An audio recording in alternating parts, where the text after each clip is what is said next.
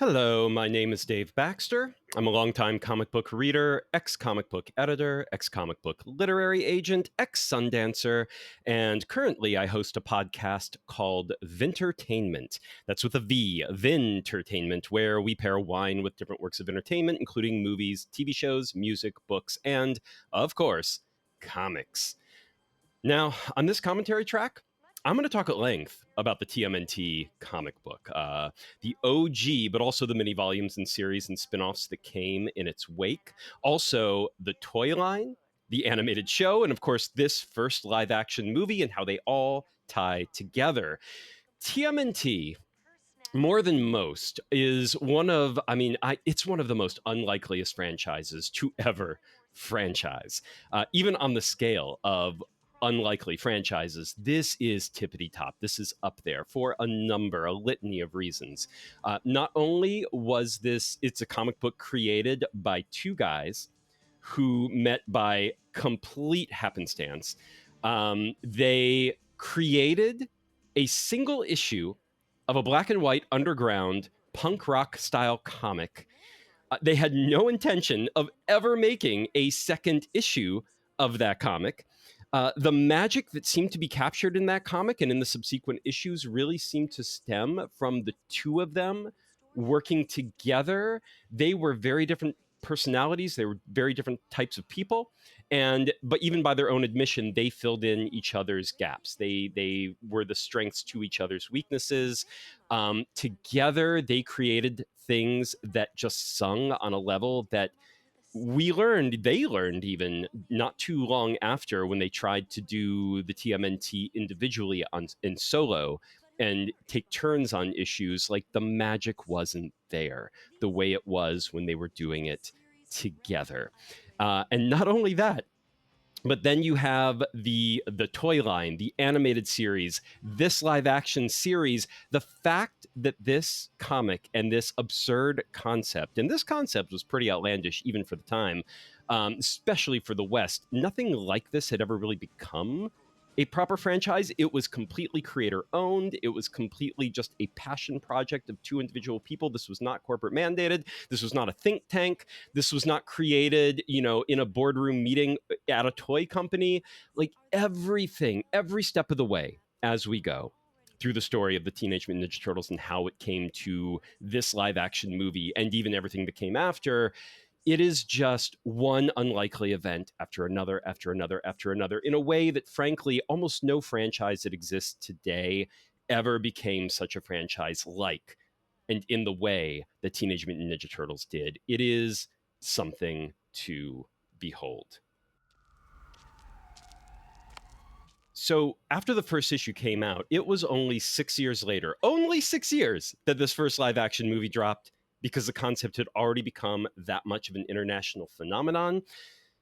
So yeah, we're going to talk about how, in God's name, all of this happened, while also clocking just how much direct influence the original comic books had on the storytelling in this film.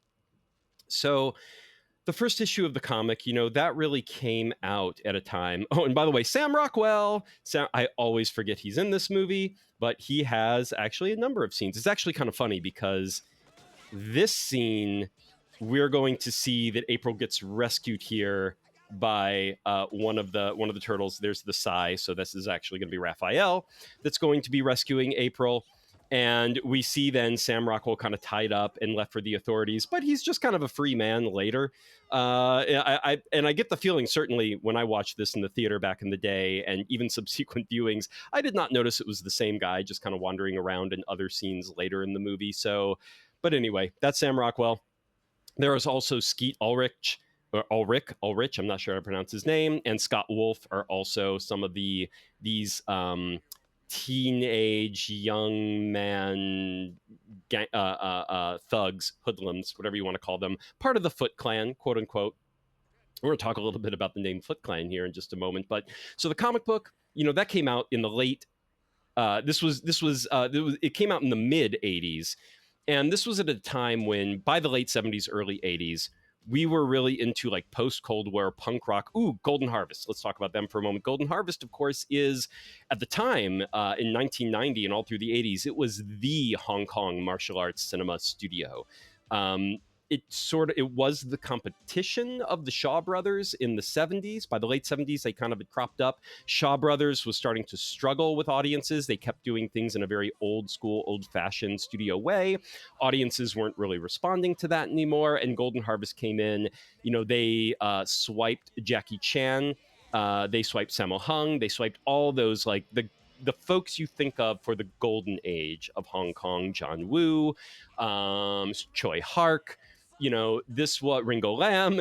Golden Harvest got them all. And so Golden Harvest had really overtaken Shaw Brothers by the 80s. Shaw Brothers, they did what they did in the 80s was too little too late, but they were trying. By the end, they were trying different things, but they were also running out of money, so they were trying different things on shoestring budgets, and it really didn't work out very well for them. Golden Harvest took over, and by 1990, by the time this movie was getting made, like, Golden Harvest was the game in town in Hong Kong, and it made sense that they would do something like Teenage Mutant Ninja Turtles. So we're going to talk a little bit about how Golden Harvest came to be involved, and how even they struggled to get even the modest budget that this first movie had in order to be made. Now, Kevin Eastman, Peter Laird, we just saw their names. Those are the two creators of this franchise. So, post-Cold War, the punk scene was on the rise. It kind of imparted this very DIY, do-it-yourself ethos to Western culture. And into this came Peter Laird. Peter Laird was an artist. He was earning like $10 an illustration for a local newspaper at the time, so didn't really have a lot of money. But at the same time, he started up this free zine called Scat. The name has not aged well, but it was called Scat. And I think he meant scat is in like the music style of scat, where it was just like they were riffing on things. It was an anthology. He had kind of brought together all these local artists to create this scene. People described it as part Mad Magazine, part heavy metal. So a lot of like genre storylines in there, a lot of parodies, a lot of humor, a lot of young man humor. So probably wasn't great humor. I remember reading a lot of underground comics like this at the time. Now, Scat, though, was free. So it was distributed freely and wide in the New Hampshire, Massachusetts area, New Hampshire and Massachusetts area. And one day, Kevin Eastman was on his way to work. He was working at a pizza place. And fun fact, even though Kevin Eastman was working at a pizza place and he was a pizza guy, Eastman and Laird did not come up with the pizza part of the Turtles. That actually came only later with the cartoon. It was invented for the cartoon because they were like, these are teenagers? What do teenagers do? They eat pizza, but it was never a part of the comic, the pizza thing. That only came later down the line. But here's the pizza thing. The cartoon was such a hit by now, by the time this live action movie was happening, that now the pizza thing is very much a staple and a part. But in any event, Kevin Eastman was working at a pizza parlor. He was on his way to work. He got on a bus, and someone had discarded a free copy of Scat on one of the seats. So just by chance, he opens up this free issue of Scat. I say by happenstance, but because Scat was free and kind of being distributed this way, like maybe there was no chance Kevin Eastman wouldn't have stumbled upon Scat eventually, given where he was living in that general area. He wasn't too far from Laird. But anyway, Kevin Eastman saw that. I love the dance sequence here. And he wanted to submit his own work. He's like, hey, these guys are great. I love this. I'm an artist. I love comics. I love doing comics. So he went to the offices that there was an office, there was an address on the Scat zine of who had printed it out, who the quote unquote publisher was. And he went there and they're like, oh yeah, we basically just print it. But here they gave him the address of Peter Laird. So Kevin Eastman wrote handwritten letter, no email back then. This was the early 80s. He wrote Peter Laird a handwritten letter saying, hey man, please give me, and it's funny, there's a copy of this letter still that they have kept, and you can find online and see a copy of. And he was very humble and very like, please give me that chance. I really want to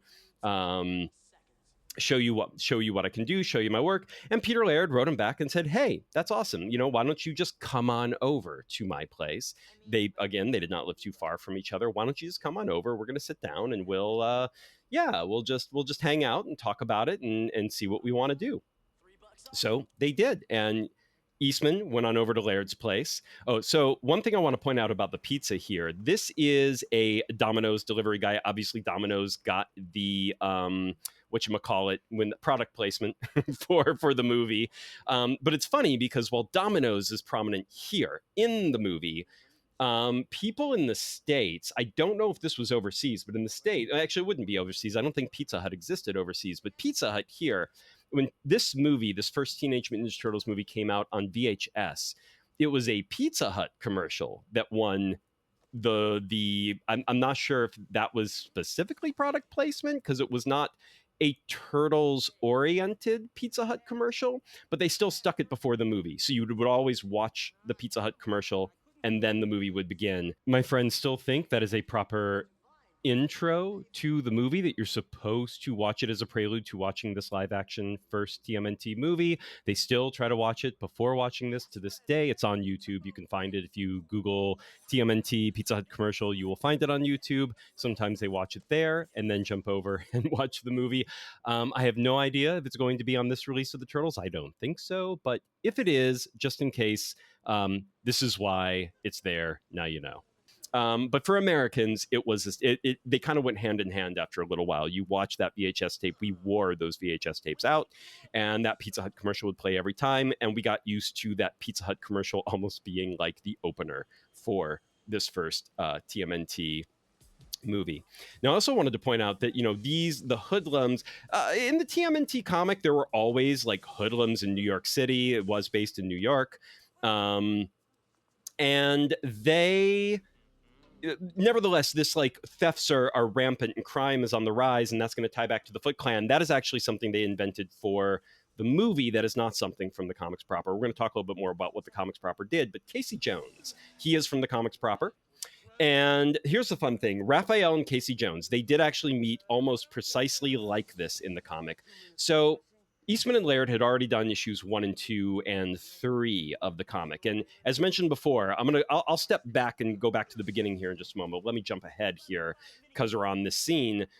They realized 3 issues in, they had no intention of creating a second issue. Then they did create a second issue. Then they created a third issue. The comic was popular beyond their wildest imagination at the time. So then they realized, we never gave these turtles personalities. We don't really know who they are, how outside of the weapons they carry, how are they distinguished from each other?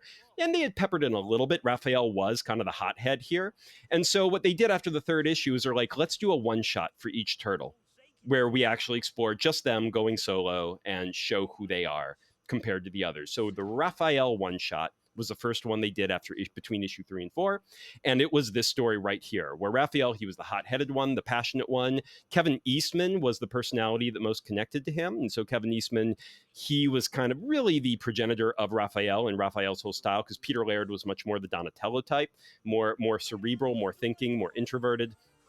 And Eastman was more of the punky party guy, and also prone to more fits of passion and hot-headedness.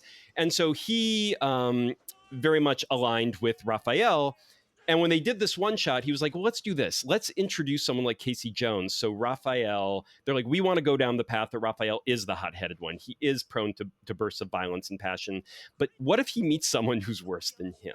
And that puts this into perspective for him, where it's like, here's where the line is. Here's the line I don't want to cross. Here's the type of person I don't want to be. And yet, as the single issue went on, Casey Jones and Raphael do kind of come to, just like they do in the movie here, they kind of come to a certain understanding with each other, a certain vague friendship that then definitely explodes into full friendship as the series goes on.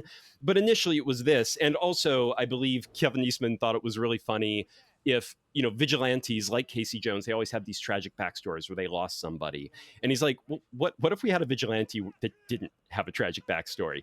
He was just Nutter Butters. That's it. That's the whole thing. Nutter Butters.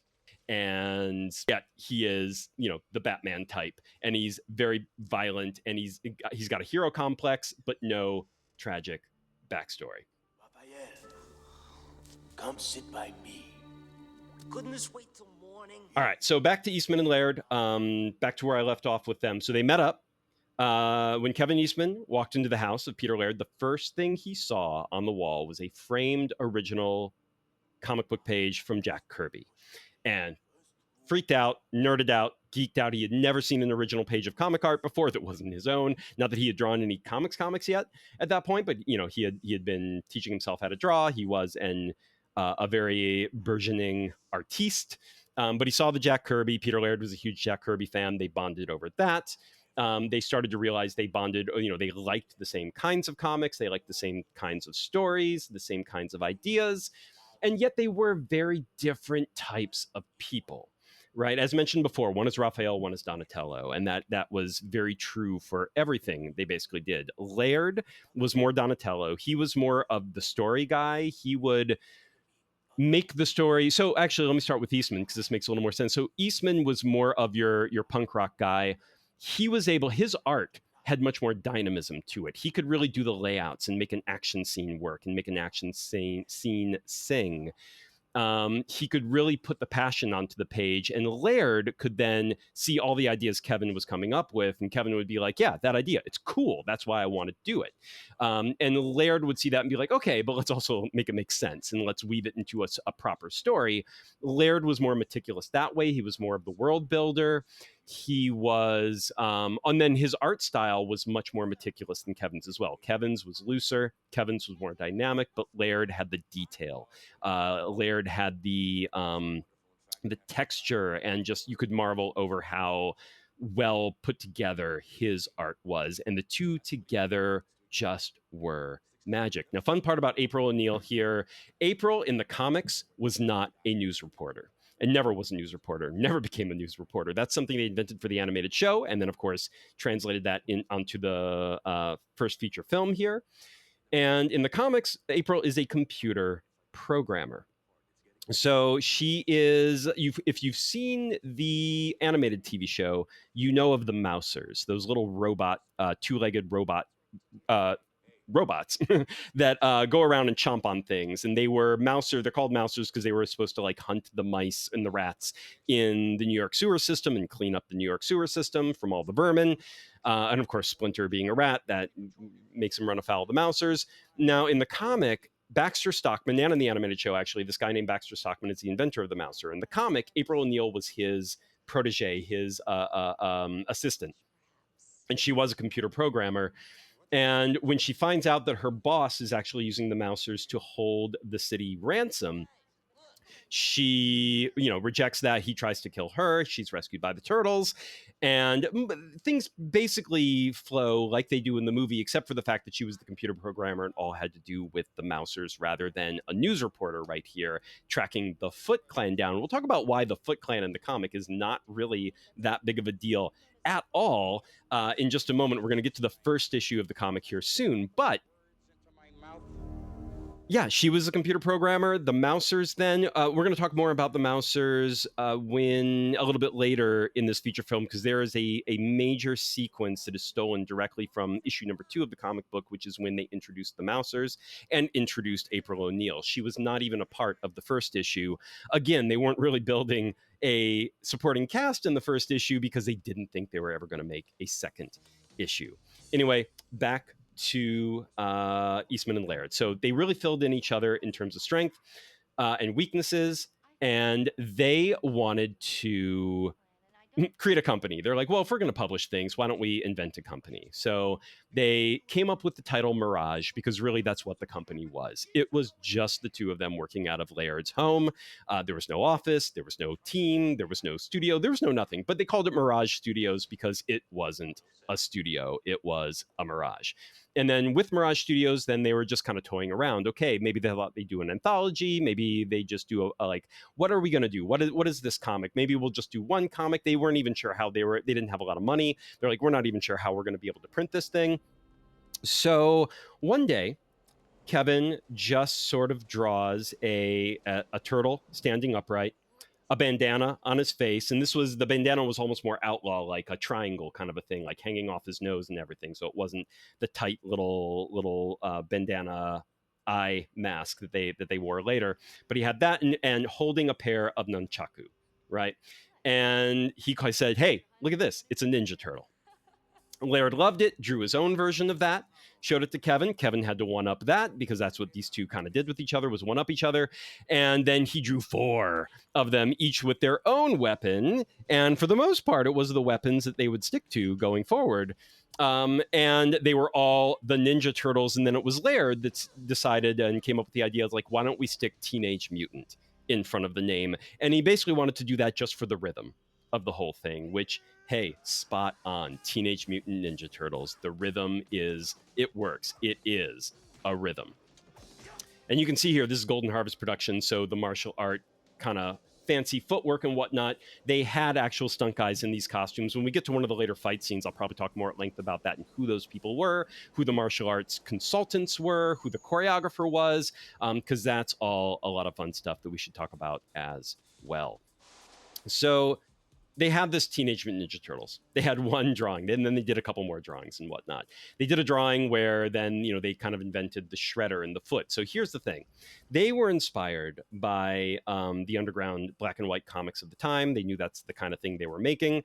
And so Cerebus, Dave Sims' Cerebus, is one that was pretty much the biggest one at the time, the hottest one and one of the best selling.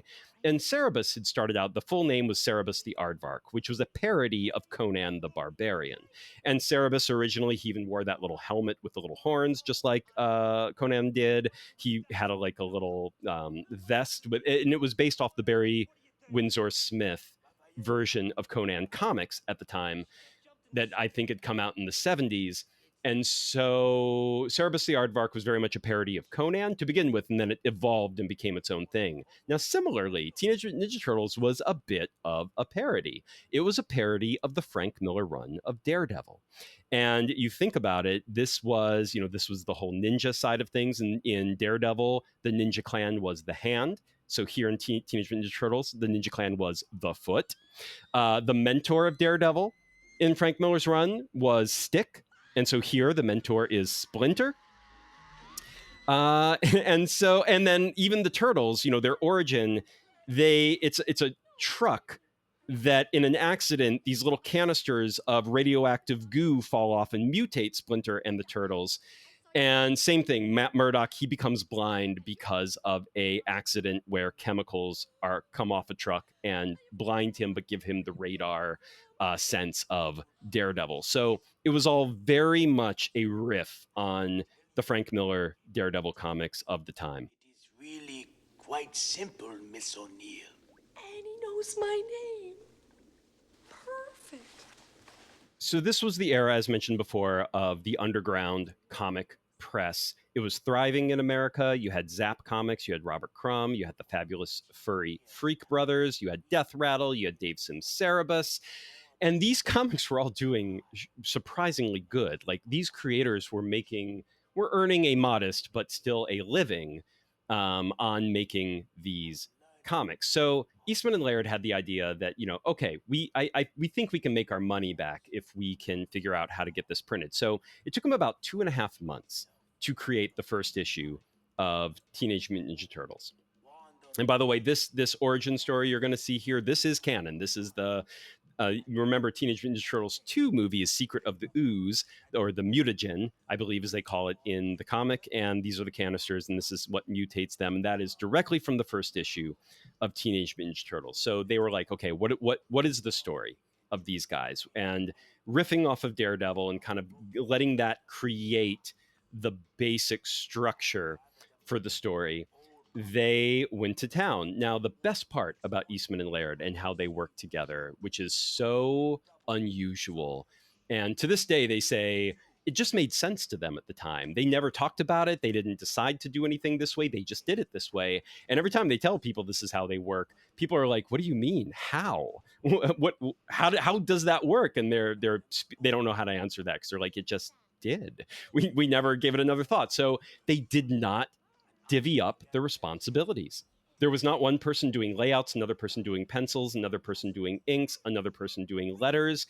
They did not even divvy those responsibilities up per page. They would just hand the pages back and forth to each other. Someone would start the layouts, pass it off to the other person. They would keep going with the layouts. They'd hand the person back to that. They might tweak a few things, but for the most part, they would go with whatever the other person had done. They might talk a little bit about, oh yeah, this is what I was thinking. Now I've added this in there. And it's like, oh, cool. The person would do the pencils. Someone would they'd hand it back. The other person would add new things to the foreground or background with the pencils, and they would just hand the inking back and forth, and then they would hand the lettering back and forth. And by the time any given page was done, no one could tell where one person ended and the other began. It truly, truly was Eastman and Laird's Teenage Mutant Ninja Turtles in ways that is just kind of unheard of insofar as comics go. By the way, this is also canon in the comics that, after they rescue April, they take her back to their lair. Now, in the comics, they had to defeat the Mousers first, and then she does live above this antique store. And they go back and hang out at her place, and a friendship is born from that point forward. What's also canon is what's going to happen right after this, is because, of course, at first they hang out with her and they're like, all right, bye, and they head back home. We're going to see what happens when they head back home. And then that is also why they then go back and they wind up bonding as much as they do, rather than just being very loose friends. Okay, so they did everything in tandem. So for this first issue, it's an over 40-page issue, oversized. They even printed it at a slight oversized, so it was very uncommon. It was very plainly, this was not a mainstream, came out of a production factory type of a thing. This was a very unique comic book, even for the time. And they had to borrow roughly $1,000 from Kevin's aunt. And then they scraped together a little bit extra money that they had. Kevin was working the pizza parlor. Laird had his illustration work, but they did not have very much money. So they had to borrow $1,000 as a loan that they had to pay back.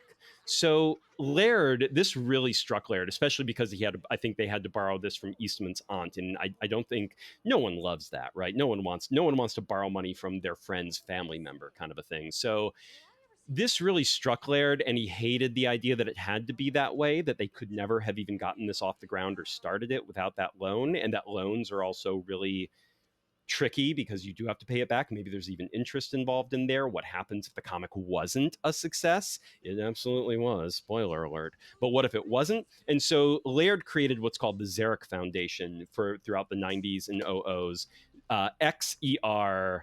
XERIC, so like Professor Xavier Xeric Foundation. And that was every year, it was a grant. They would give grants to independent creators to publish their first graphic novel or comics or whatnot. And by the way, this is the next canon thing. They go back home and the place is trashed and Splinter is missing. Now in the comics, this was issue number 2 into issue number 3. Issue 2, they go and try to defeat the Mousers. When they're when the Turtles and April are in the headquarters of the Mousers trying to turn them off, and April, of course, is a computer programmer, and she and Donatello are trying to outscience the Mousers and shut them down that way, but they invade, they're after rats in the sewer system, they invade Splinter's lair, and Splinter is in the fight of his life against just this horde of Mousers. It's actually a phenomenal scene. It's only the second issue of the series.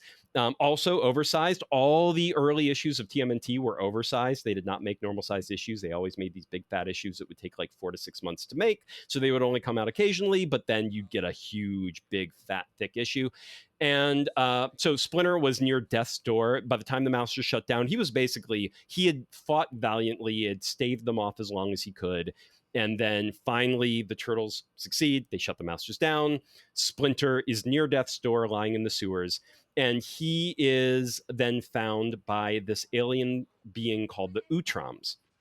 And the Utroms are these little brain-shaped guys who ride around in humanoid robots. So you can't see unless they expose it to you. You don't know there's a little brain in the stomach area.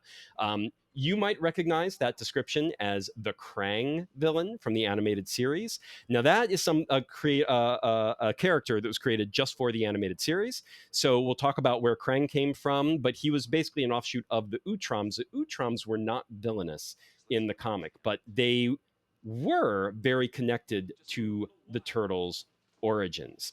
So they were the ones who had created the mutagen that mutated the Turtles and Splinter in the first place.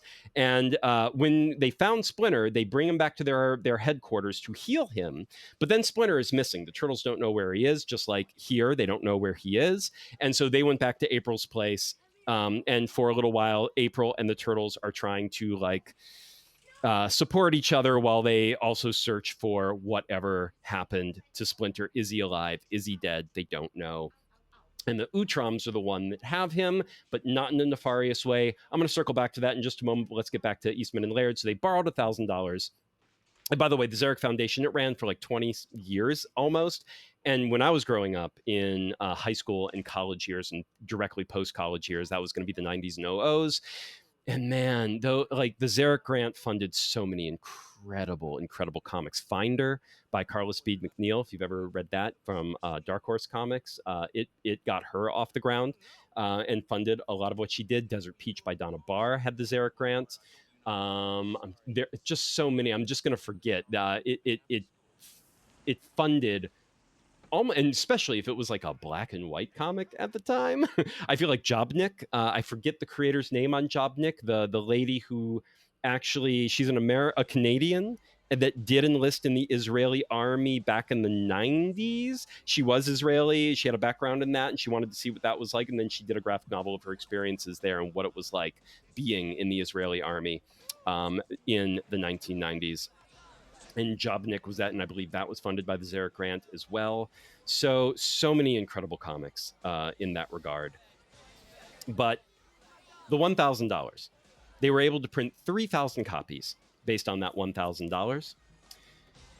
And then, they just, back then, you could get a distributor pretty easily, especially for underground independent comics. There were always distributors there. They had local comic shops that were very supportive of local creators, and especially that underground comic scene.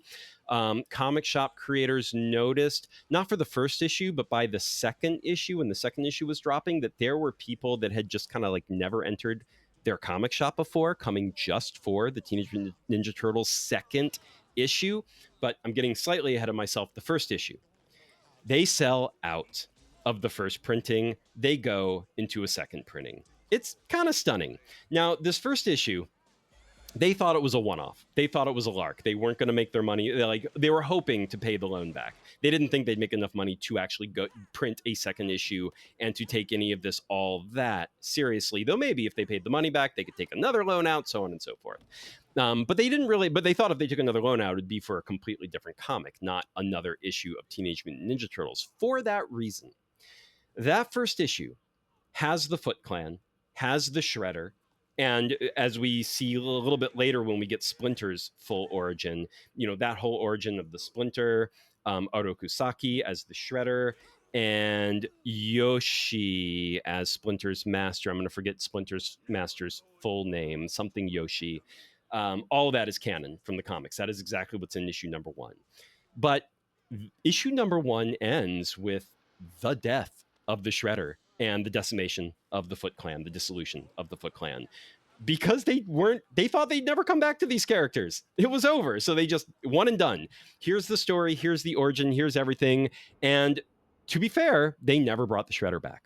At least not the same person in the Shredder outfit. Oroku Saki as the Shredder, as that person who's a part of the Turtles and Splinter's backstory, that was over and done. They never went back to him.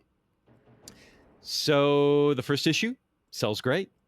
Everyone's asking them, when's the second issue coming out? That was a new thought. They were like, the what now? And so they had to quickly figure out, what do we even do for a second issue? We didn't think about this. What would we want to do for a second issue? And by the way, Shredder here, that is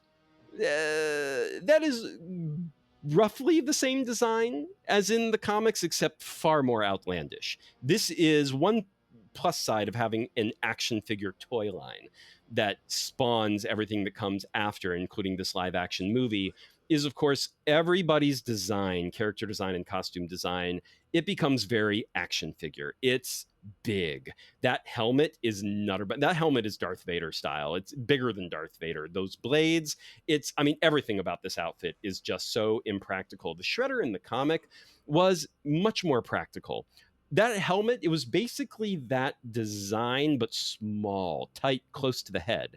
The blades were not that big. Like, it was very much made to be functional. Like, you could fight. It was headgear. It was protection. You had the mouth gear. It was protection, but it wasn't getting in the way of anything. This, nobody's going to fight in that helmet or that cape, or those blades are kind of like, they're so far away from the hand that way. And of course, when you even in the comic, you see the blades on his fist blades, he has them, but they're tight, they're close. You're clawing things. You want it to be like claws, not sticking far. It's not just warding people off like the the back of a stegosaurus. It's like, these are the spikes these are the claws you're actually fighting with, like the claws of the cat.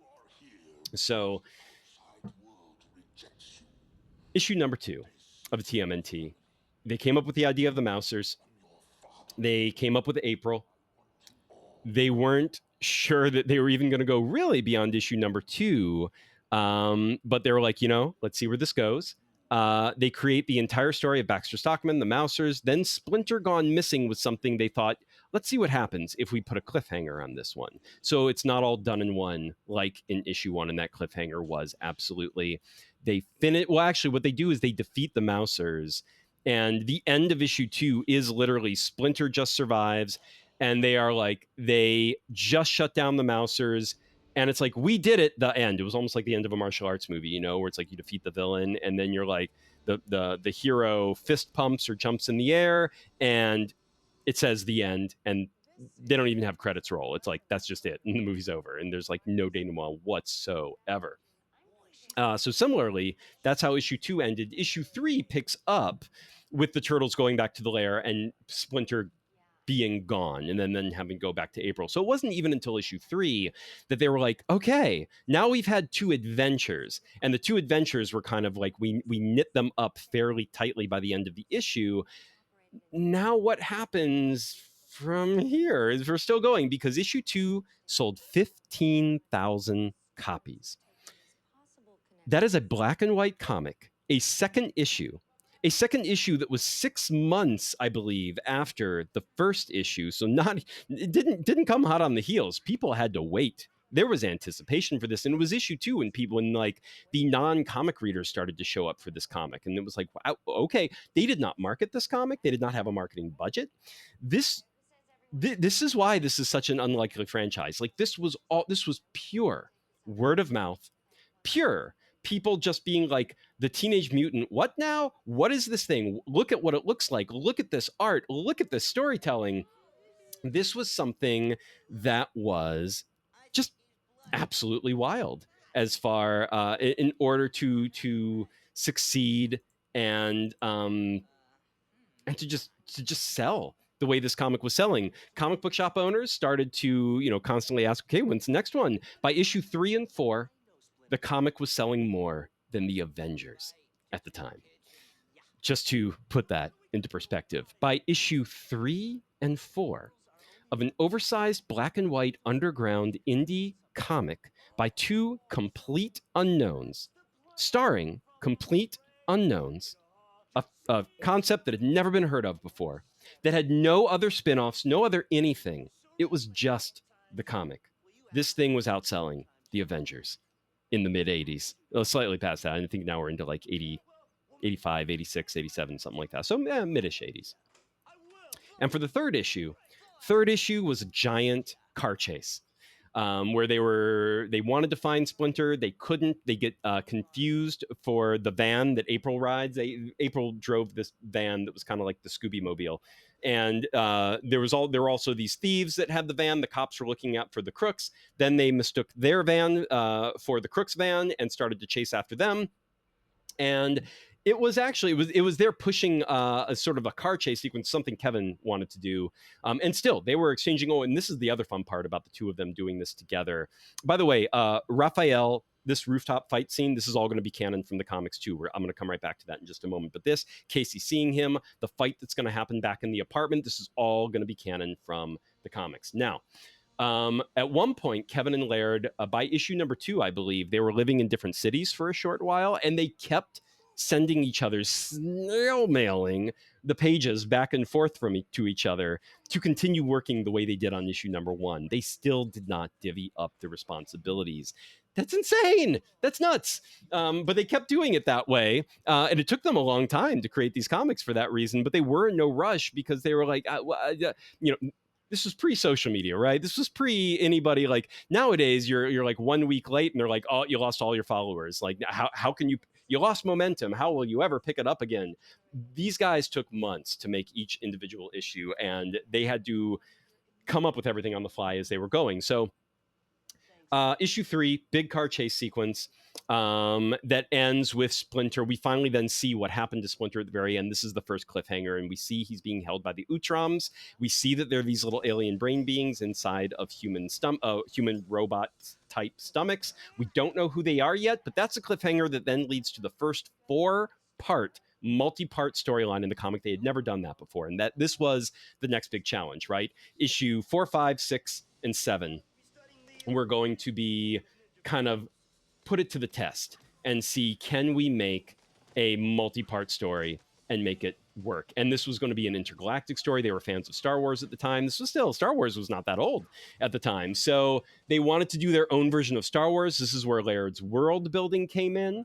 They introduced all sorts of new characters. They actually had some characters from other small comics they'd done on the side, like mini comics. And Laird was working on this whole other graphic novel on the side as well. And he's like, I want to take that character. Let's introduce him to the TMNT, which was this professor robot that they then meet on another planet, the planet of the Utroms. They accidentally gets transported away from the headquarters of the Utroms because they think the Utroms are holding Splinter captive. It's all one of those like, mistaken identity or a fight between what should be allies. But they fight, they go to another planet, they explore outer space in this very Star Wars like intergalactic battle way, and then come back and realize that Splinter has been healed by the Utroms, and the Utroms are relatively good alien beings. And then for the cartoon, because the Utroms were so cool in design, they created Krang to have a villainous Utrom for the animated show. Now, this scene right here, the rooftop fight with Casey Jones and all this fun stuff, this is all canon. This was taken directly from the comics. Steve Barron is on record, the director of this movie, this is something that he took from that. And what was happening is after the big multi-part storyline, they finally decided to they were just wrapping up the individual one-shots of the characters as well. They had done Michelangelo and Donatello in between, and now they had the Leonardo one-shot. So that rooftop fight with Raphael was actually Leonardo in the comics when they were doing it. And, oh, by the way, the nunchuck fight. So nunchucks were, of course, banned for a long, long time in cinema in the UK. Also in New York and Arizona, here in the States, Bruce Lee introduced them. A lot of kids wanted them. They thought it was making them violent. They thought it would, lead to a lot of violent outbursts. So they're like, okay, nunchucks bad. We don't want kids to witness nunchucks. So this scene cut from the film in the UK, and it was cut from, you could never see Michelangelo using nunchucks in the animated series either. In the UK, they even named this franchise in the UK Teenage Mutant Hero Turtles because ninja was too violent of a word. And the funniest part about the nunchucks is in the second movie, to get around that, the creators for Secret of the Ooze had a scene where Michelangelo used sausage links as nunchucks, but it was just sausage links, and they banned that too. Thanks, BBFC. Yeah. But hopefully now that Arrow is putting out this 4K release, I think you've been able to see this movie in its full glory for a while. But if not, hopefully by now you are able to watch Teenage Mutant Ninja Turtles as Teenage Mutant Ninja Turtles with nunchucks and all. That's a fun thing. Anyways, Leonardo. It was Leonardo in the comic books in his one shot. And it was actually even just like you saw here, where we kept cutting between the rooftop fight and then back inside the apartment with April and the other turtles. That is exactly what that one shot was. It was Leo getting, suddenly the Foot Clan was back and they were stalking him on the streets. And it was to show why Leo was the leader of the turtles and why he had the most fortitude, the most never give up, never surrender type attitude. He had the discipline and the fighting ability. So even though Raphael does make sense here, and for this movie, Raphael was basically chosen as the turtle for the audience to mostly get to know and to connect to, and all the other turtles are just kind of here and there at times. In the comic, they tried to give all the turtles, I think, equal measure, and so Leo also had to fight near death, and just like Raphael, then crashing through the end of the Leo one shot with him crashing through into the apartment, and he was like, the Shredder and the Foot are back. And now we didn't see the Shredder until the next issue, which was issue number 10 of the series, and that was the return of the Shredder. We didn't know they didn't reveal in issue 10 that it wasn't the same person in the costume, but it turns out it was not the same person in the costume. But they finally brought the Shredder back, but due to popular demand. At this point, I think the animated series and the toy line and all that was well underway, and they needed to bring him back to make him relevant again, and to give it back to the fans and make sure that the comic was reflecting what else was going on in the world at that time. So you had this giant apartment fight. This was all essentially issue number 10. Casey Jones is going to join here in a minute. That was also big part of issue number 10. Man, we could really use rap right about now. Now, it should also be mentioned that by issue number 3, they were starting to actually build a studio. So Mirage Studios was becoming more than Mirage. It was actually becoming a studio. They hired a friend, Steve Levine, to actually do the lettering because they hated doing the lettering. Oh, by the way, Casey Jones also was modeled, even in the comics, off of Kurt Russell in Big Trouble in Little China. His attitude is supposed to match that, a little bit of his look, hence the hair and all that fun stuff. So yeah, that needs to be mentioned. Now, by issue 3, Steve Levine was doing lettering. Then they started to bring on other artists. They had Rick Veitch, who's he went on to become one of the great indie comic book creators of all time, and he was part of the Mirage Studios. Jim Lawson, Michael Dooney, so many people who went on to continue working. Michael Dooney and Jim Lawson continued to work on Turtle properties for quite some time, but also went on to become their own comic creators and artists. And they were making that much money at the time. So issue number 2, when it sold 15,000 copies, that actually netted both Laird and Eastman $2,000 pure profit each, just from issue number 2. And again, by issue 3 and 4, it was selling so much more. I think at the peak, the original TMNT run of the first 11 issues, I think it was 135,000 copies that it was selling. So they were making good money. They actually put together a full studio. Come on! Bye, guys! And most of the guys are on record as saying most days they had to remind themselves that they actually had to do work. They actually had a comic to produce because they were just a bunch of guys hanging out and having fun. It was kind of living the dream, and they couldn't believe this was their life and that they were all kind of earning a decent living doing it. But for this while, they were. Now, of course, the comic book itself was not really what made TMNT and Mirage Studios sustainable in the long term, because even though the comic, selling 135,000 copies within 11 issues of the comic, and it being black and white in an indie comic is absurd. It simply does not happen. But that isn't what really put the TMNT into the big time, of course. So let's talk about where all the rest of it came from. Fight like this. So Eastman and Laird, they were talking to a number of people at this time. The comic was getting out and about. A lot of agents were reaching out to them, wondering what this crazy property was. And they weren't really impressed by most of them. A lot of them were just, people kind of sniffing around for money. But the thing about this comic and the thing about this concept, and you're about to see this as it goes, not just the people who worked and became Mirage Studios, all the people that came in and worked for them over time, not just the fans that were reading the comic, but when it came to the toy line, the animated show, and this movie, they kept finding people that really did fall in love and started to see the potential of this property, even though the rest of the world, time and time again, thought they were absolute nutterbutters to see anything in this property. They didn't understand it. It was ludicrous. It was outrageous. It was weird.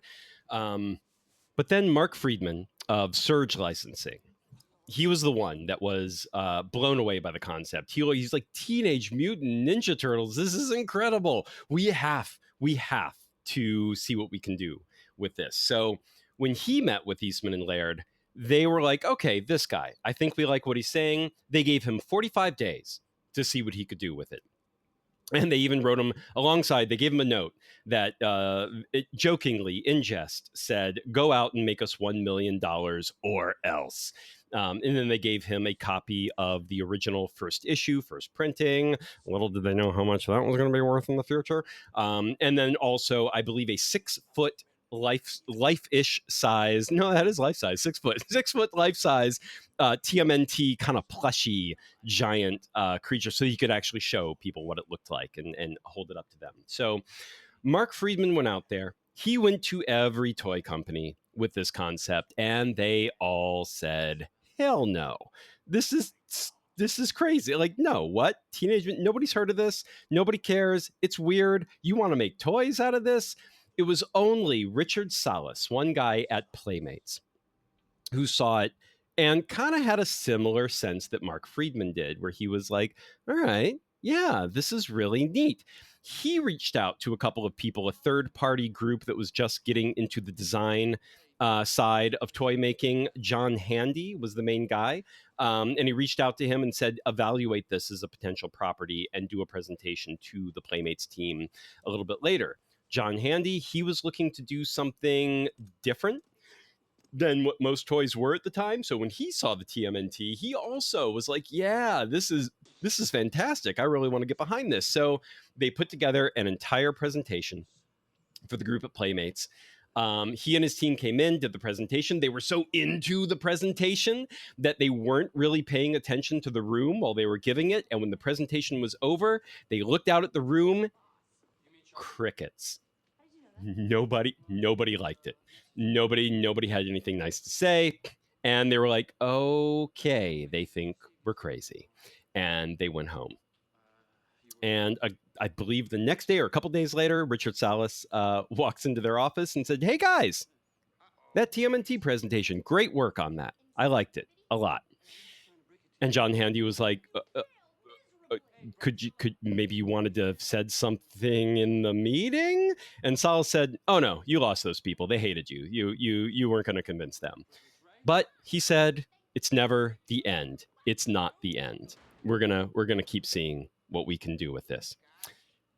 And by the way, this scene here where they go to this New Hampshire kind of farm-ish area, this is all straight from the comics. So after the Leonardo one shot and the return of the Foot Clan and return of the Shredder, they all have to flee. April's place does burn down by the antique shop or is demolished. And this, where she's writing in a journal, and then we're going to cut between that and the turtles all kind of like healing and finding themselves again. This is all straight. This is issue number 11.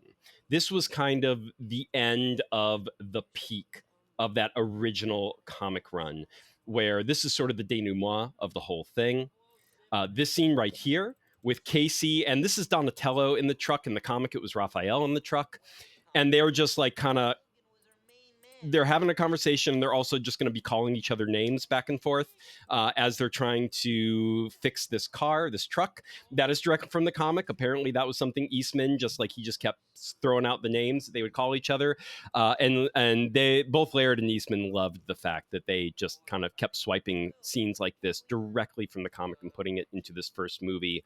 And these were kind of some of the more true to life, weird, like it doesn't serve any real purpose. It's just there because that's life. Sometimes you just have these scenes where this is what you got to fix a truck and you're going to talk smack while you're doing it.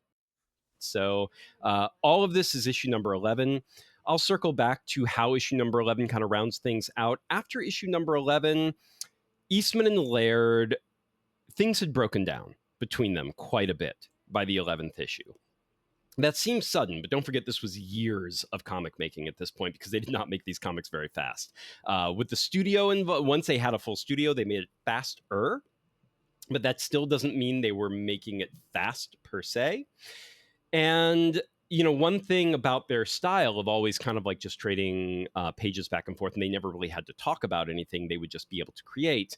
Part of that issue is, of course, they never had to talk about anything, meaning they never established a good communication dynamic between them. as the pressure kept mounting, as the comic was more and more successful, as they were being approached by agents, as they were trying to make a toy line and an animated show. I'm going to get to the animated show here in just a moment. This is also a scene directly from the comic as well, the burgeoning romance between Casey and April. But in any event, as all of this was happening, they started to talk to each other. Well, they never really had to communicate that much. And of course, Laird is very much an introvert, so he doesn't talk too much. And Eastman just likes to do what he likes to do. So they had gotten to the point where, yes, they were trading pages back and forth, but one person would change something and the other person, without saying anything, would just change it back. And then the person after that would try to change it back again. And they caught each other doing this, but they weren't sure what to do about it. But they were plainly rubbing each other the wrong way at this point. So they didn't really have like a conversation about it. By the way, that, I swear to God, that was not planned. I love that they kept it in. I don't know if it's true that that was not planned, but that was such a true, I feel like that has to have not been planned. Anyway, they never had a conversation about it, but they finally just said to each other one day, why don't we just start each doing our own issues? So Eastman would do one without Laird, and then Laird would do one without Eastman. And that is actually how they did the series going forward after issue number 11. The problem with that is, and you notice this right away if you start reading issues 12, 13, 14, 15, 16, so on, the magic really is lost when they're not doing it together. It's fine. It's okay. Some of the stories are fun. Some of the stories are good. Some of the stories are very good even. But it's missing something. It's missing this tight, devil-may-care, crazy energy. You have the crazy energy of Eastman, but then this incredibly tight weaving from Laird. And then the two styles, the dynamism of Eastman and the intricacy of Laird. And they were even doing their own pencils after that. The studio, the guys they hired in the studio would do the inks and the lettering and so on and so forth. They would each pinch hit with them. But Laird did not do anything with Eastman, and Eastman did not do anything with Laird after the 11th issue, barring a few exceptions. I believe issues like 19 through 21, there was a return to New York storyline, which is what we're going to see here in just a minute when they return to New York. And that was them coming back to finally face the Foot and Shredder, who were back in New York. And that was like a 3-part thing, and they did those issues together. And then it wasn't until, and that was like 19 through 21, and then nothing until issue like 47, where it was approaching the 50th issue. And then from 47 all the way to issue 62, which was the end of the first volume of Teenage Mutant Ninja Turtles. And that was the epic it's all one storyline from pretty much 47 all the way to 62. I think it's called the City at War storyline, which was the big, like, Foot Clan, Shredder, even more characters, more extended. It was everything in the kitchen sink in one. And it was the end of the original volume of TMNT. And that they all did together. And I think they even found a lot of their old spark again during those much later issues. They had a good break from each other at that point. And a lot of people, even today, when the TMNT comic is collected, they basically skip everything. They do issues 1 through 11, and then you basically jump to the Return to New York storyline, and then you jump to the City at War storyline, and everything in between is just kind of ignored. And it's rare to find them collected. Most of those, because all those other issues are not particularly necessary. They're not particularly comparatively, they're just not as good. Most fans agree with that. If you ever see there's a couple collections that have bothered to collect everything. They're expensive. They're usually like hardcover omnibus type things. And you get to the ones where it's just collecting all that middle stuff, especially between like 21 and 47. And people are like, it's fine at best. They're not that great. And so that spark was missing when they didn't work together. And then the other studio guys would even jump in and do, just like Michael Dooney, Jim Lawson.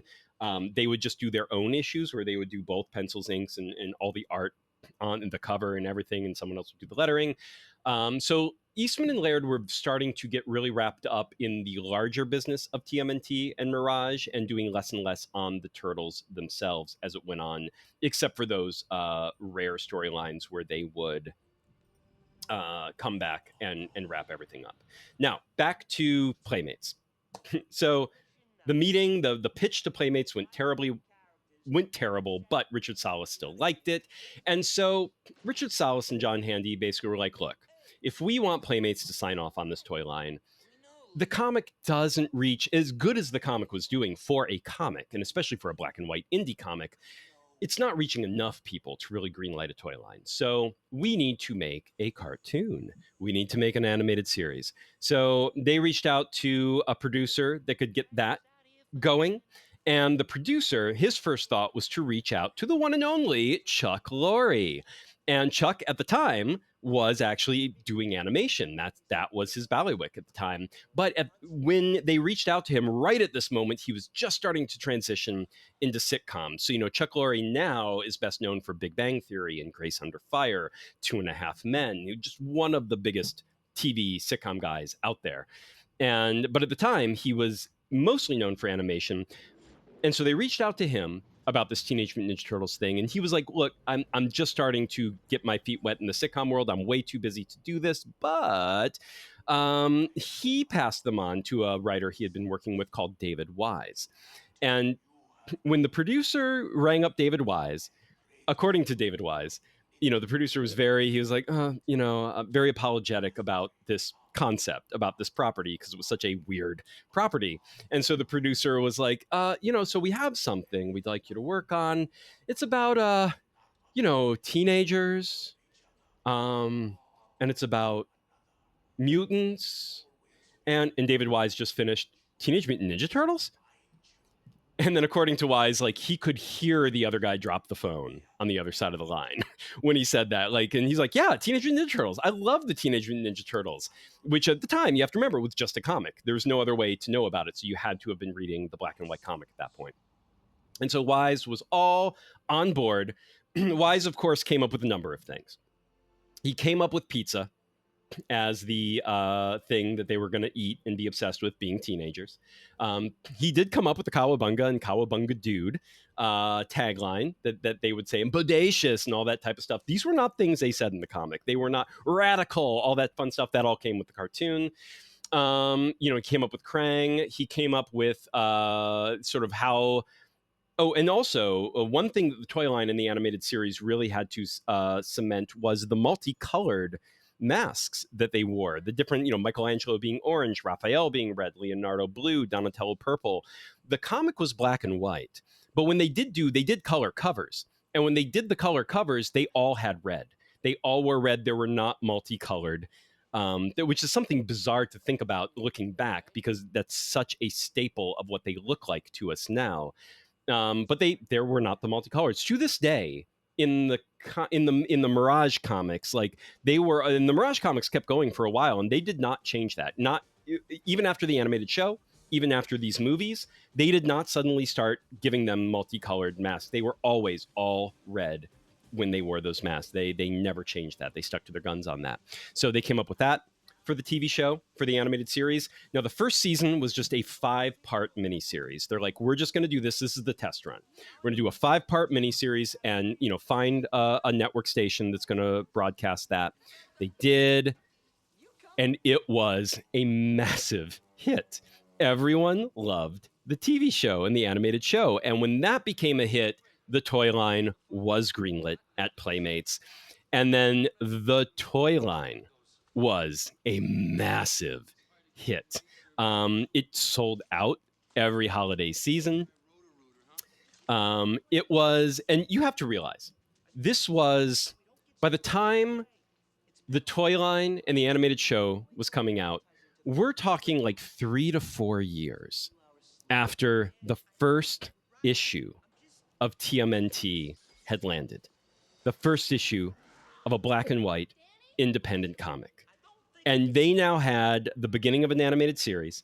Season 2, so season 1 is considered that 5-part miniseries. Season 2, I believe, got a 13-episode order. And season 3 got a 40-plus episode order. And they were on their way. And it ran for 10 seasons, that animated series did. And it's... whew. So, and then the toy line... This is where TMNT becomes a true blue, just franchise, out the window franchise that is almost unheard of. And again, knowing that this was just two guys working in their house, making up stuff on the fly and taking it one day at a time. It's a pretty, the fact that it came this far this fast is utterly unheard of. I want to sleep in the truck. But now we have to talk about this first movie. So they had reached out to a producer Thomas Gray, who was working with Golden Harvest at the time. And they had brought the TMNT concept to him. And at first, like everybody who sees this concept initially, he was like, what? This is nuts. No, why would we do this? This makes no sense. Even with the moderate success, because I think the Toyline and the animated show was just getting really off the ground and people hadn't realized how popular it was at the time, even though that was building up a lot of steam. But then Thomas Gray, after he looked at the comic finally, because they'd handed him a couple issues and he read them, and that's when it dawned on him. He was like, oh, these are our guys, our martial arts guys. They're just in a costume, but doing their thing that they do. This makes sense. So he went to Raymond Chow over at Golden Harvest, the main guy at Golden Harvest, and he convinced him. He was like, I think this is going to be like a $3 million movie. No, it didn't. No, it was not. But that's what he thought it was going to be at the time. And so Raymond Chow said, okay, sure. And they started to explore what this would be at a $3 million budget level. So they started to consider how they were actually going to make this movie. And they knew they wanted it to be guys in costumes so they could do the martial arts, they could do the movements and do the choreography. So they started to design what that costume was going to look like. The fact that they wanted to have kind of animatronic heads, and animatronics at the time, especially for something like in a movie like this was early days for this. Was fairly raw technology. Especially with how much articulation they needed it to have, like to do full speaking for full lines, full facial expressions, while being able to have guys in suits doing martial arts moves. But they knew they wanted to design that, and then they had to design, like, figure out what are we going to do with Splinter. And so they went to Jim Henson to do a lot of this. And the Jim Henson Company did ultimately sign on, but Jim Henson, he was a little reticent because of the violence in the comic. Even the violence in the screenplay that was going on at the time. The screenplay was by a fella, Bobby Herbeck. And they had tried to, they'd made it more kid-friendly than the comics, but not quite as kid-friendly as the animated show. They kind of really found that sweet spot between the two to make this movie. And director Steve Barron, who they had brought on. And Steve Barron had only done one feature film prior to this one, although he had directed many, many music videos, and so was very good with like special effects and visual effects and things of that nature. Though he was only known, I believe, at the time, his one and only feature film was Electric Dreams.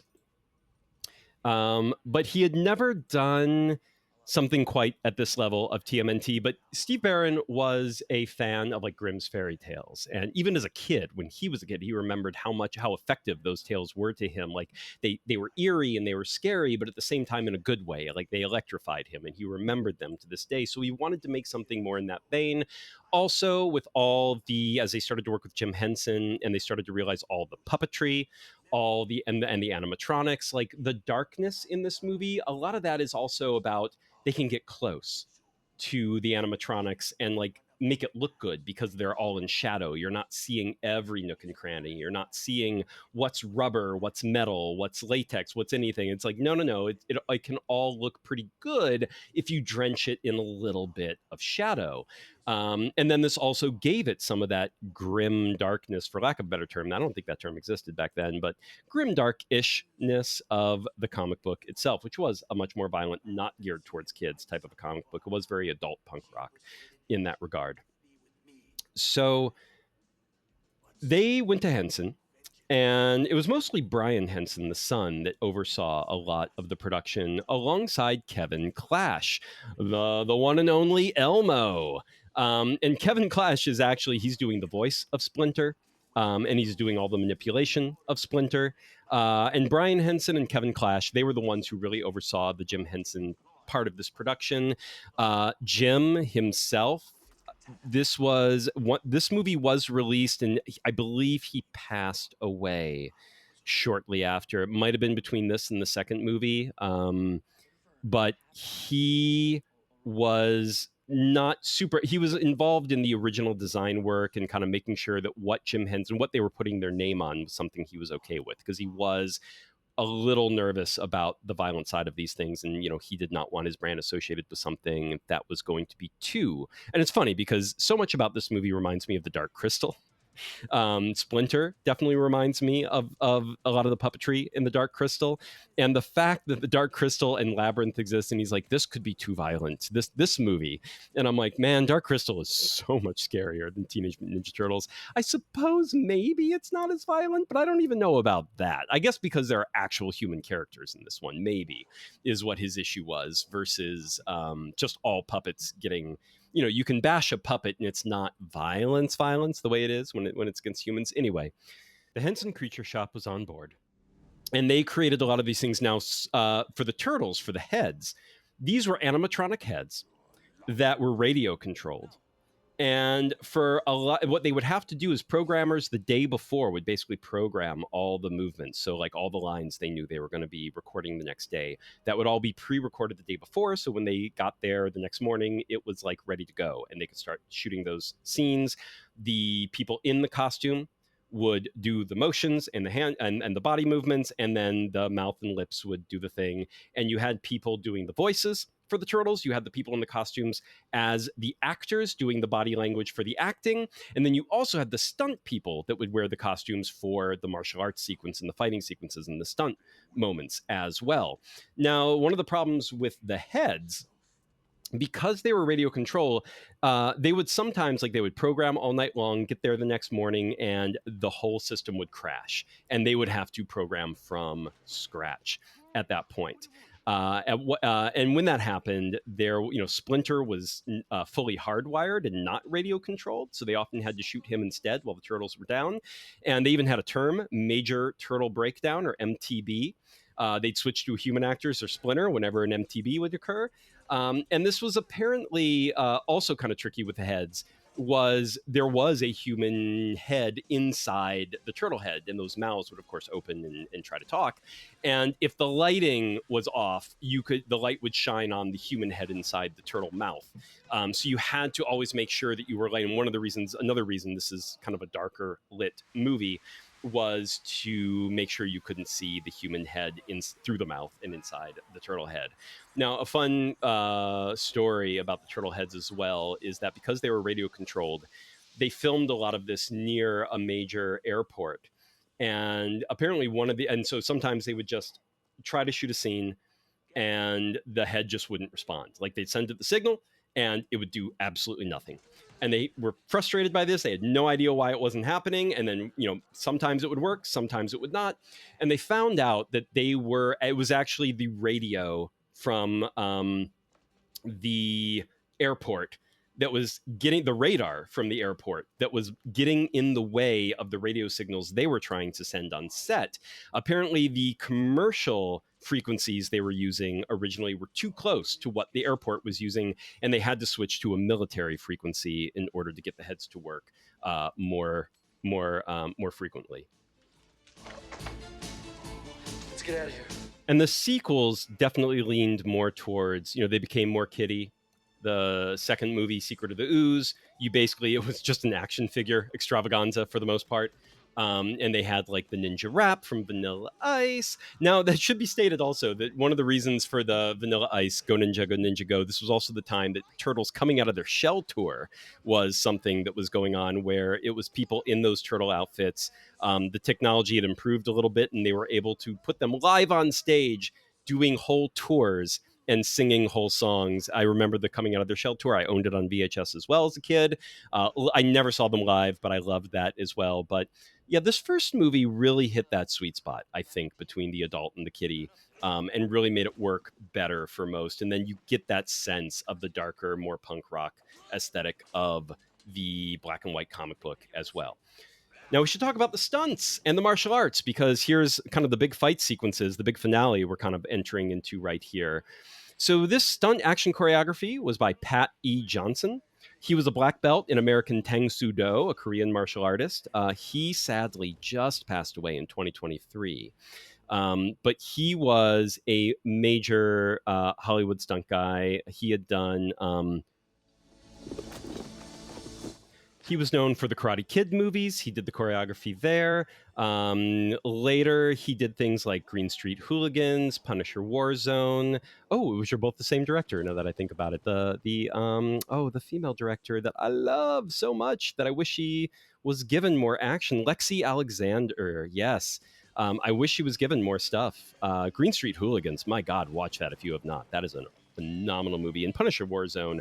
I also love the Thomas Jane Punisher, but yeah, the Ray Stevenson Punisher Warzone, I think they are both tremendous Punisher movies. I also have a soft spot for the Dolph Lundgren one, yes. But he also did stunts on Wild Wild West. He did fight choreography on the Mortal Kombat movies, the 1990 Mortal Kombat movies, 1995, and the Mortal Kombat Annihilation. So, and there's Sam Rockwell again. So he's been around for a little while, and he was working with on this. So they brought in some Golden Harvest, Hong Kong martial artists as well. The martial arts consultants, quote unquote. There's Brandy Yun, one of the Yun brothers, so one of Yun Woping's brothers, also known as the Yun clan. And he directed movies such as The Champions, a Yun Bao movie, one of the Little Fortunes. Yun Bao is, of course, the third of the three dragons, quote unquote, Jackie Chan, Sammo Hung, Yun Bao. If you ever see Meals on Wheels, Dragons Forever, The Lucky Stars, like Yun Bao is always part of that with Sammo Hung and Jackie Chan. So this was a Yun Bao soccer movie. Or football, if you're not from America, the non-American football movie. The Champions is an incredible martial arts / soccer movie. It is still in print. It is still out there. You can find it. So definitely go check that out. And then Three Against the World, an Andy Lau movie that is a very great, that also is, it's slow burn. It's a lot of fun. It's an adventure movie. And then the finale is one of those great Golden Age Hong Kong finales. Like the last 20 minutes blows everything away. And in the Line of Duty 3, the darkest of the In the Line of Duty movies, most people skip over number 3. They do 1, 2, and then jump to the Yun Wuping directed number 4, the one with Donnie Yen. And 1 and 2 are the two with Michelle Yeoh and Cynthia Rothrock. And number 3 was the one that debuted Cynthia Khan as the new lady lead in the Line of Duty series, and has Yukari Oshima. It's dark, it's fat, it's probably the most violent one as well, but man, it's good, it's intense. I highly recommend Champions, Three Against the World, In the Line of Duty 3. That's Brandy Yun as one of the Yun clan, the least known of the Yun clan, but he is a great director in his own right, and he was a martial arts consultant on this. And Bill Liu Tak-wai, stuntman who worked on numerous early Donnie Yen and mid-career Yun Wuping films such as Legend of the Wolf, Tiger Cage 2 and 3, and Lau Kar Leung's Tiger on the Beat. So all those great 80s, early 90s movies of that time. Now, there were also stunt people in these outfits. Ernie Reyes Jr. is one of the greats from the West, and he's in, I believe he's Donatello most of the time, but then they also had Reggie Barnes Jr., a skateboard stunt performer, and he is Donatello. He's in the Donatello outfit when they do the skateboard scene for Donatello. All right, Shredder fight time. Now, this is also kind of canon from the comic. This is that first issue. It ends with the rooftop fight with the Shredder, and they do the same thing that happens. Spoiler alert, if you've never seen this before, what are you doing listening to a commentary track? But, this fight ends with Shredder falling off the roof, and that is exactly how the first issue of TMNT ends as well, when, again, they had no intention of bringing the Shredder back. So they're like, yeah, that's going to be the end of that, and we're just going to let that go. Now, this movie, TMNT, It ultimately wound up costing, I believe, somewhere between 6 to 8 million. And when they were done designing all the outfits and whatnot, they knew they knew that they needed more than the 3 million they told Golden Harvest at first. So the guy didn't want to go back to Golden Harvest to Raymond Chow and say he needed more money. So he was like, you know what? I can sell this on the market, like distribution. I can sell the distribution. He went to the market. Nobody wanted it. Nobody wanted this movie. It hadn't been shot yet. They had nothing to show. But again, this concept, again and again and again, nobody cared. Nobody wanted it. Nobody understood it. Everyone thought it was bad, like crazy. And so he had to go back to Golden Harvest and say, okay, we need $6 million. And Raymond Chow was like, I don't have $6 million. You're crazy. We can't do that. And the producer said, look, I don't know if we're going to make money, Raymond, but we're going to make the money back. I am confident that this will at least make the money back. And Raymond paused on the other side of the line and said, okay, I'll go find it. And he did. And New Line Cinema picked up the distribution when, I believe, that after they had something to show, so they had some footage and whatnot, and New Line wound up distributing the piece. This movie that was made for roughly $6 to $8 million made $25 million its opening weekend. At the time, that broke records for a non-holiday release. It was a huge hit. They rushed a sequel into production for I think the next year or something of that nature. It was either the next year or the year after that, and it was very fast. And they called up the producers, all the people who had passed on this project, called them up afterwards and congratulated him and were like, how did you know? Oh my gosh. And by the way, can we have the sequel rights? And he said, no, sorry, fellas. It's got to stay with the Believers. And that was New Line Cinema, who got to continue to distribute from that point forward. So let's talk about, the legacy of the comic here, because the first issue, it ran 62, first volume ran 62 issues. And then they did a second volume in full color that ran 13 issues, still Mirage Studios at that point. Then Mirage kind of let it go and gave it to Image Comics for a little while. Image did a series in the 90s, very 90s, kind of wild, kind of crazy. It ran 20-something issues, I believe, or 30-something issues. And then it came back to Laird. At that time, Eastman had actually sold his shares in the Turtles and Mirage back to Laird, and Eastman had no part of it anymore. This is kind of how much they had kind of fallen out with each other at the time. And again, there was no big falling out. There was no like sudden eruption or anything like that. It was just a slow breakdown to where everyone wanted to move on and do other things. Now, Laird got the rights back from Image, and he created a volume 4 in the OOs that picked up where the second volume left off, and basically where Mirage left off, and he kind of ignored the Image comic series. And this thing ran 33 issues. And it is the least read, least appreciated, most underrated. It is my favorite volume. It is my favorite Turtles comic that has ever been. And I think why people didn't respond to it, because it was Laird going solo. Jim Lawson, one of the Mirage Studio guys, came back to do the art, and Laird just wrote it. I think Laird did inks on a number of the issues, but he didn't do the majority of the art. And but he wrote the entire series. And this volume 4 was, I think, we mentioned before how Eastman and Laird were very different personalities, and Laird was the non-passionate one. He was the introvert. He was the thinker. And so volume 4 of TMNT, there were no real storylines. There were no real story arcs. Nothing was in parts. Nothing was divvied up evenly. The Turtles were now a little older. They were kind of young adults at this point. They weren't even really teenagers anymore. And the title of the comic was just TMNT, the acronym. It wasn't even so that you didn't have to spell out teenage anymore. And so they were all older and wiser. They didn't want to fight. They weren't looking for fights. They weren't looking for adventure. It would happen occasionally, but it was kind of a weirdly slice of life series. where it was just the turtles. And the turtles then also, they were, Eastman and Laird, they started in their like young 20. I think Eastman was 20 when they first met. So Eastman and Laird just kind of grew apart, as people do when they're that age. And then you get to your mid to late 20s and you become different people. You grow into different people.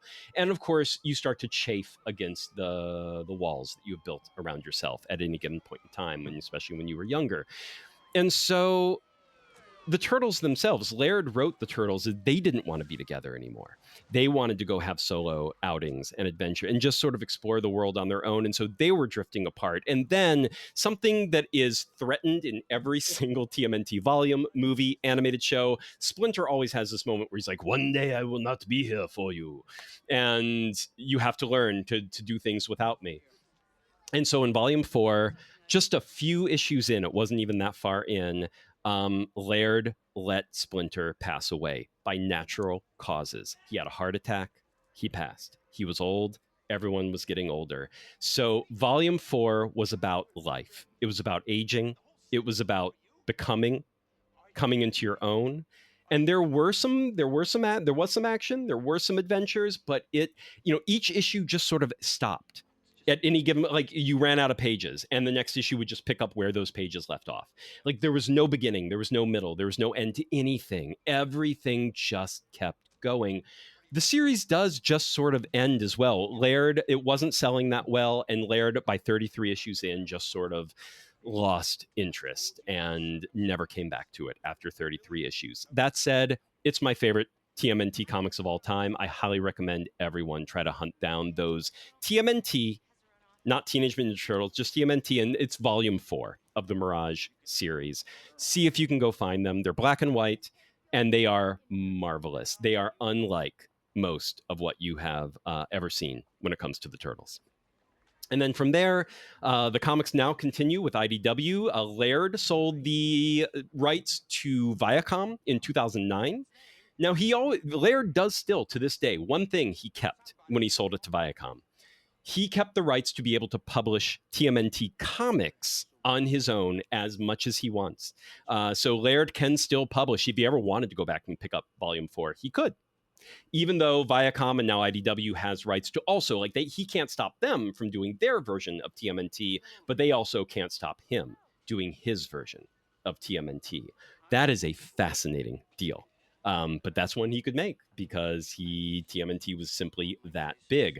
Now IDW has picked it up. IDW did a series that ran 150 issues. It was hugely popular. They have now rebooted that 150 issues into yet another volume that is still going strong to this day. So TMNT is alive and well. More movies have, of course, been made since this movie, since this whole trilogy. These are the only live action ones because even the Michael Bay ones are considered animated. They're not considered live action because it's computer animation, but it's CGI animation, but it's all animated for the most part. So I believe people consider those animated movies. So these are the only live action ones to have ever been made. But the franchise continues. The most unlikeliest franchise we have ever seen on this planet. I truly believe. And Eastman and Laird have actually gotten back together since the end of this movie, or since they're falling apart.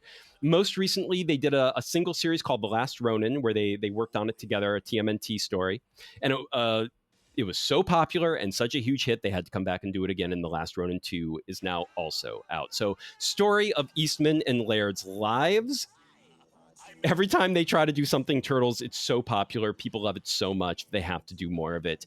The two together, as much as I love Volume 4 with Laird doing it on its own, and I think that's sung really well, the two of them together, it is something that no one else seems to be able to match. All right, and finally, last thing, I mentioned at the very top that I run this podcast of entertainment where we do a wine and movie and wine and comic pairings.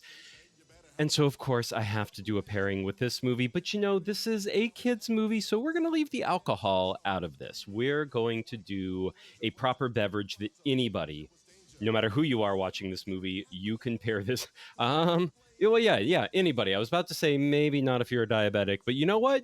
There are diet sodas out there. So you can do the diet soda version, you can do the soda version. But here's what I say you pair with this original live action Teenage Mutant Ninja Turtles movie. It's going to be, do you remember back in the day when you went to the soda machine and you could put a little bit of everything from that soda machine into your cup? You just went a little bit here, a little bit there, a little bit there. You went right down the line and you kind of did equal measures of everything in that soda machine. Now, I don't know if you have access to a soda machine. A lot of the soda machines at like movie theaters and things like that nowadays are the ones where you have to press the buttons and like put a little bit of amount. I have no idea how easy it is to do this kind of beverage where you can put a whole mishmash of different flavors into that cup. Maybe that's easy to do. Maybe it's not. I haven't done it with these new machines.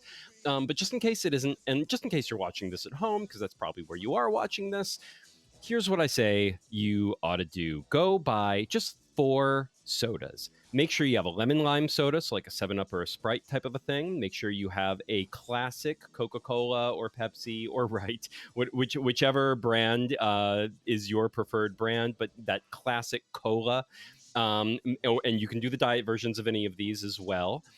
Make sure you have an orange soda and make sure you have a grape soda. And the reason it should be these 4, look, the orange soda, that's Michelangelo, right? The grape soda, that is Donatello. You're going to have your classic cola. That I think, let's see what it was, cola and the lemon lime, right? The cola, the cola, I know it's going to be like a red can or it's going to have that sort of function to it, but I say that is not Raphael. I think the classic cola is Leonardo, right? Because he's the leader. He's the first among equals. And then the lemon lime, it's got that acidity to it. It's got that sparklingness. That's Raphael, right? He's got a little spikiness. He's got a little bit to him. So those are going to be your 4 turtles, and put them all in a cup. Grab a can of each, pour equal measures all in a cup: grape, orange, classic cola, and lemon lime. And that is what you're going to drink. It's going to be the perfect blend of these 4 brothers doing their TMNT thing. I feel like it's very of this time. This is 1990. It's very 90s to have this sort of soda fountain mishmash in your glass. So that is my pairing with his OG TMNT. Go grab yourself a can of each of those 4 sodas, or a whole pack of each of them if that's what you want. Do the diet if you want to do the diet. Do the regular if you want to do the regular. And I'm going to do the diet myself. I'm a very healthy guy in my older age these days. And have a blast. All right, folks, thanks so much for listening. And that is me signing off. Catch you next time. Cowabunga, dudes. Power T-U-R-T-L-E. Power Teenage Mutant Ninja Turtle. T-U-R-T-L-E. Power T-U-R-T-L-E. Power T-U-R-T-L-E. Power Teenage Mutant Ninja Turtle. T-U-R-T-L-E. Power T-U-R-T-L-E. Power T-U-R-T-L-E. Power Teenage Mutant Ninja Turtle. Power.